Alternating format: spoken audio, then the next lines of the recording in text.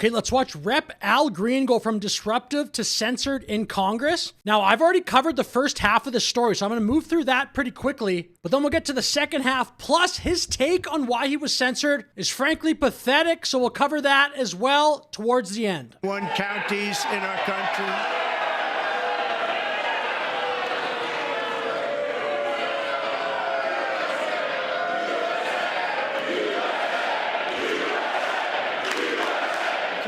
In our country, 2,700 to 525.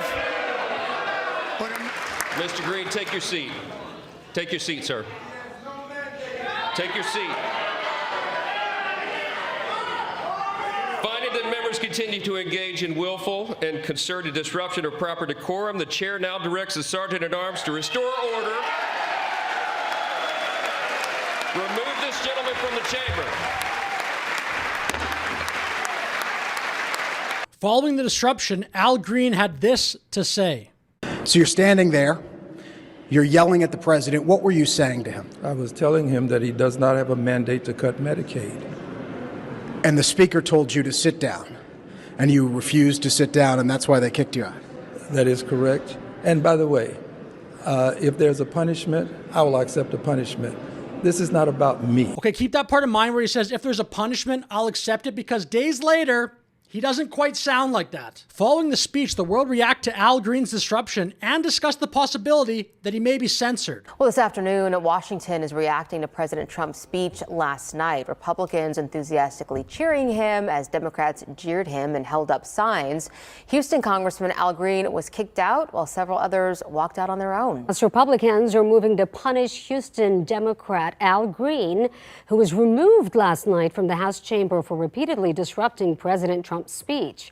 Green was eventually removed from the chambers, and today Representative Daniel Newhouse introduced a censure resolution against Green. The behavior of Democrats last night was completely disgraceful and demonstrated how severely out of touch they are with the American public. It was the most shameful moment in the history of presidential addresses in that beautiful chamber. Is California Democratic Congressman Ted Lieu. He is the vice chair of the House Democratic Caucus. Congressman Lieu, thank you so much for joining me. Really appreciate it. Thank you, Kristen.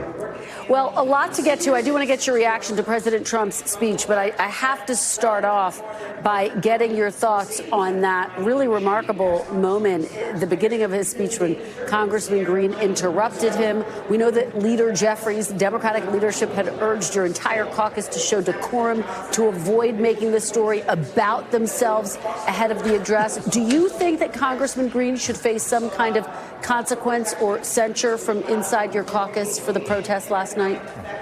Not at all. We are all separately elected to represent our constituents. Congressman Green was representing his constituents, and we Some Democrats, though, spoiler alert, seem to feel differently about the censure. I don't even really know how to say that word, to be honest. Speaker Mike Johnson had this to say on the House's decision to censure Al Green. I think I said it there correctly.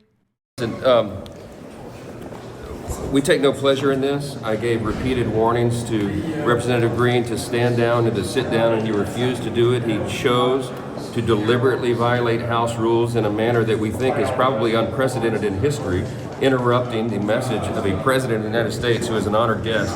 I think this expeditious vote of censure is an appropriate remedy. Many of our colleagues have argued it should go even further, but I hope that he will acknowledge his mistake. And I encourage all the Democrats to join us in this vote. If they have any hope of, restoring the people's trust, they all say they care about this institution.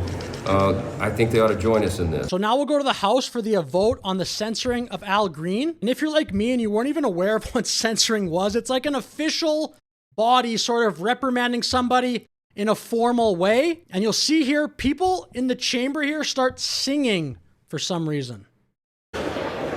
On this vote, the yeas are 224, the nays are 198, with 2 answering present. The resolution is adopted. Without objection, a motion to reconsider is laid on the table. The House will come to order. The House will come to order. Shh. Will Representative Green present himself to the well?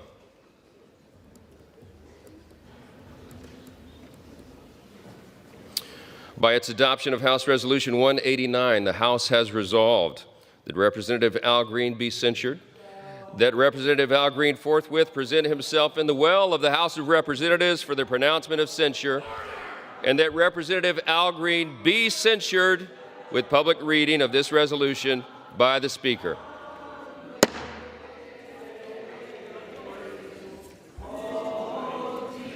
It sounds like they're singing a Christmas carol. So aside from just Republicans, 10 Democrats also actually voted to censure Al Green. Some of the Dems who voted yes include Representatives Barra, Costa, and Swozey. One Dem told Axios anonymously that he believed what Green did was inappropriate as he became the story, and the story was not the price of eggs. So this vote has taken place, and I think people are pretty surprised that 10 Democrats joined in to the censure vote. Al Green had this to say on the House floor after being censured. And while I absolutely was cooperative when they led me away from the floor, but if circumstances permitted, given what I know, I have to be candid. I would do it again. I would do it because... Okay, and now we're going to get to the most infuriating clip where he actually looks pathetic. I mean, I'm going to try to be nice, but this clip I'm about to show you legitimately made me upset. It's him on The Breakfast Club. There is invidious discrimination in the House of Representatives. I'm a son of the segregated South. The rights that the Constitution recognized for me, my friends and neighbors denied. I had to sit in the back of the bus, the balcony of the movie, drink from a colored water fountain, and my relatives who committed some crimes were locked up in the bottom of the jail. I know what invidious discrimination looks like. The Klan burned a cross in my yard. I know what it smells like. I was in filthy waiting rooms, and I've been in places where I didn't want to be, and I know what it sounds like. I've been called all kinds of ugly names. So I know invidious discrimination. And when the Speaker decided that I would be removed, and then there was this motion, this resolution to censure me, it became obvious to me that I was not being treated as others were. Mm-hmm. And candidly speaking, it is invidious discrimination, harmful discrimination. But he said he'd accept a punishment. And look, dude, you sound like the biggest crybaby. This is actually a pathetic statement. I would bet every single person watching this video has had to deal with something more difficult in their life this week than not being allowed to stand there and disrupt a speech millions will see with your cane, and then, oh, it's racism. This is frankly so pathetic. It's the most pathetic thing I've actually seen. I say this a lot, but this actually is the most pathetic take I've seen probably in a few months. So I'll finish the video there. I mean, like I said, that clip gets me a little bit emotional. Like, congressperson earning a congressperson salary for a while would definitely be on the upper end of society in terms of income, and just racism. Oh, but anyway, with that said, I'll finish the video. Thank you very much for watching. Like and subscribe. Have a great day.